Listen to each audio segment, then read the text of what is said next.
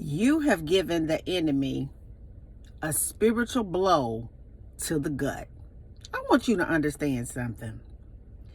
Because of your ability to bounce back stronger with more clarity, more self-esteem, more power, more joy, more happiness, and more God, people are sick. You literally have given the enemy a sucker punch to the gut. I want you to understand something, that it was always the desire of our enemy to have us just lock into a particular way of thinking, of doing, and living. It's almost like he wanted us to stay on this automatic program that had nothing to do with us, but everything to do with him. And because you have taken the time, see, this is the thing. It's something about time. People get frustrated when we have to take time to really develop ourselves. Sometimes we get frustrated when we put seed into the spiritual field of our mind and it's not producing right away. Sometimes we get frustrated when it comes to being patient and waiting.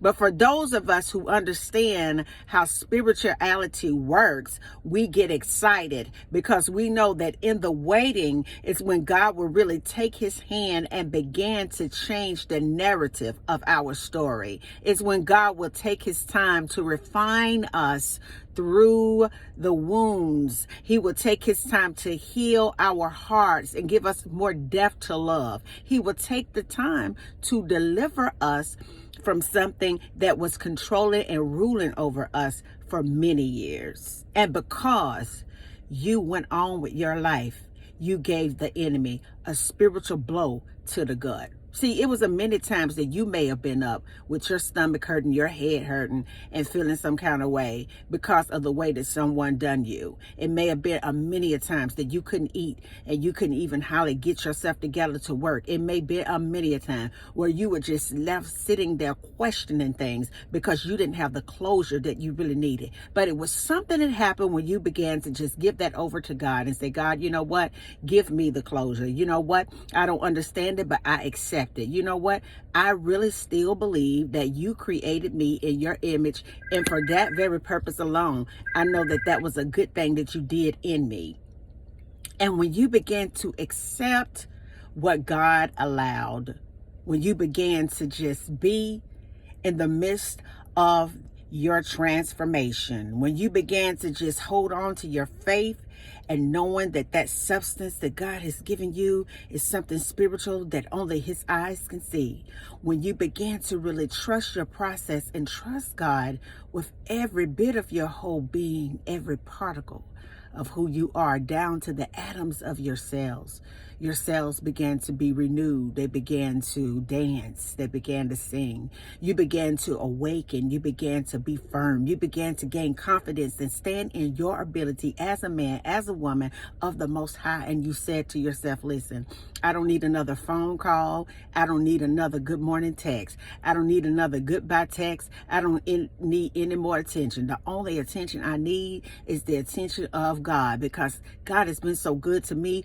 Where was my head? What was I thinking? What is going on? So you went on with your life. God restored your life. You're happy, more happy now than you were before that whole encounter. You're a total different person. So you're no longer attracted to the same things. You no longer want to have the same conversations. You no longer want to entertain the same type of company. And when that person circle back to bring you back into that same old narrative, that same old dysfunction, that same old toxicity, the same old broken heart, the same old drama, this time they didn't get a response. And your lack of a response was like a spiritual sucker punch straight up to the gut of your enemy.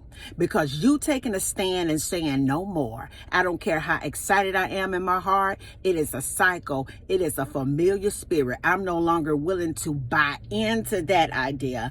I am willing to buy into a new idea that said that I was fearfully and wonderfully made in the image of God for the display of his splendor. God created me in his image and said that it was very good. He told me to be fruitful and to multiply and have dominion and subdue things in this earth. He has given me the authority to walk in his image, to accomplish what he put me here to accomplish, to dream a big dream that only he can feel, to live a free life that he guarantees that I can have if I would just focus on the kingdom of God and his righteousness, his way of doing things. Then all good things will be added unto me.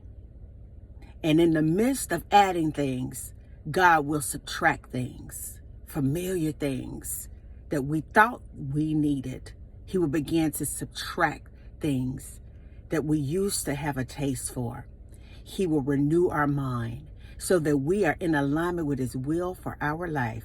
We will begin to walk into a formless future, confident though, knowing that if God can be for us, who can be against us? The God that holds everything together in this 3D dimension that we're living in today is the God that gave you the courage to walk away from that familiar spirit, and now they're suffering the aches of a spiritual punch to the gut. And into the next video, guys. Peace. Because I still be believing. That's it. In you. Bye.